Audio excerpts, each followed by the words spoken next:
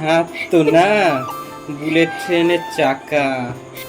হে নিতু, এটা তুই কি করছিস? সকালে উঠিয়া আমি মনে মনে বলি, কাজকর্ম ছাড়া জীবন কিভাবে চলি। ঘুম ভাঙিয়ে দেখি তখন সকাল হলো বেশ। বিছানা বিছানা গুছিয়ে আগে করে দিলাম দিনের শুরু শেষ। বালিশ চাদর ঠিক করে বিছানা দিলাম গুছিয়ে। ঘরটা দেখি এদিক ওদিক কত জিনিস আছে ছড়িয়ে। ভাবলাম আগে ঘরটা সাফ করি, তারপর হবে আরাম। ঝাড়ু হাতে ঘরটা পরিষ্কার করে মিটিয়ে দিলাম সে কাম। ঘরটা যখন পরিষ্কার হলো মনটা হলো ভালো। সকাল সকাল এত কাজ করে ভাবলাম এবার চা হলে মন্দ কি বলো। এদিকে মা সবজি কাটে, সকাল সকাল সংসারের কাজ চলছে আপন গুনে। আমি গেলাম রান্নাঘরে চাটা গরম করি। সকালে লেটে উঠেছি, পাইনি গরম চা। চা গরম করার পরে চুমুক দিলাম, আহা। ভাবলাম এবার সকালটা যা হোক একটু আরাম করি। কিন্তু আমার কপালখানা কি যে আর বলি, কাজ আছে এখনো অনেক বাকি। এদিকে দেখি রান্না বান্না চলছে ফাঁকে ফাঁকে। আজকে আবার রান্না হচ্ছে ডিমের কষা। রান্নাঘরে গন্ধ পেয়ে খিদে হলো টপাটপ। মা যে রান্না করিতেছে করছে আপন মনে।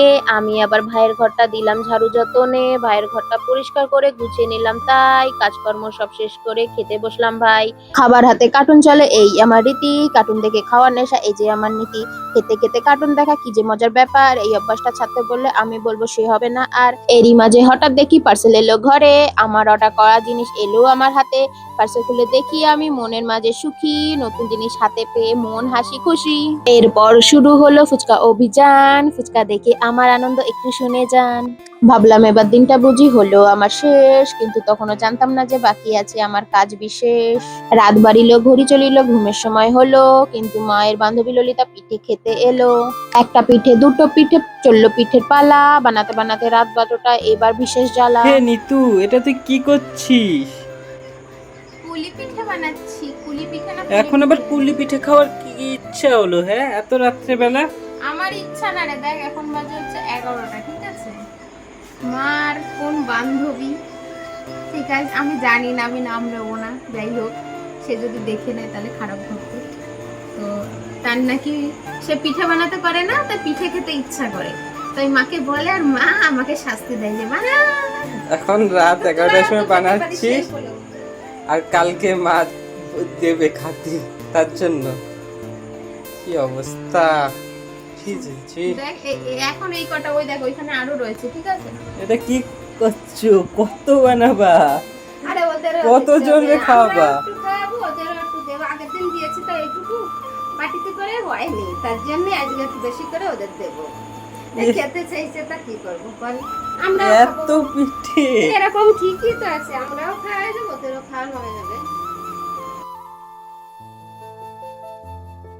হে নাতু, কি বলতে চাস? দুঃখের কথা আর কিছু? মার এরকম আরো কটা বান্ধবী হোক, আর আমাকে সারাদিন কাজ করো, সারাদিন কাজ করো। কি আর বলবো, দুঃখের খবর কিছুই না। যাই হোক, আমরাও কালকে খেতে পারবো, এটাই। তো তোমরা যাই যাই খেতে চাও আসতে পারো, চলে আসো। আও আও খাও খাও। বান্ধবীর জন্য তো হাত দেখো, হাত তো না, বুলেট ট্রেনের চাকা আমাদের। দেখো দেখো, হাত তো না, বুলেট ট্রেনের চাকা। আরে এরকম কোষ না, একটু খেতে চাইছে বেচারি, করতে পারে না, তাই যা যা করতে পারে তা তো আর খেতে চায় না আমাদের হ্যাঁ, কাছে। দুপুরবেলা আমি একটু চালাম, সে তো দিলেন আমার জন্য। এখন বান্ধবীর জন্য দেখো হাতের স্পেস দেখো। বিরিয়ানি খেতে চেয়েছিস, বিরিয়ানিতে অনেক খরচা।